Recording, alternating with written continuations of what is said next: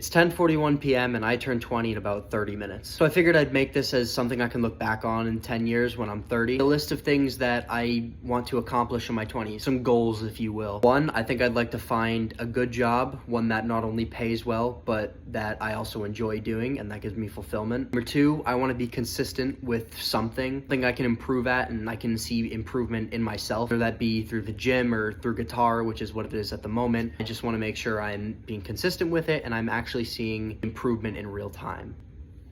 What other goals do I even have? I was planning on making this like a longer video, but honestly, I don't even know what other goals I have. Like I could say I want to be rich. I feel like that's a little materialistic. I could say I want to have a six-pack abs, but again, voice crack. Why am I voice cracking and I'm almost 20? Shit is ridiculous. Now that I'm thinking about it, I feel like a lot of my goals are a little too materialistic. I don't know. I feel like these goals should be more about me, but I don't really have anything off the top of my head, to be honest. Maybe become a little bit more self-confident. I feel like I'm already pretty self-confident. Confident enough to post at least. Maybe, I don't know, this is gonna be a really sad video to look back on if I don't think of something. Ooh, I got one. I want to be a completely different person, but the same person. By that I mean, I want to look back in 10 years and be like, oh, I've definitely changed and I've improved for the better, but I've kept the core things that make me who I am. I think I want my 20s to be somewhat of a ambitious period and always kind of pushing myself forward to become a better person. Graduate college. I mean, that was always part of my plan to begin with. I guess it's a goal and I'm going to accomplish it in my 20s, so that counts, right?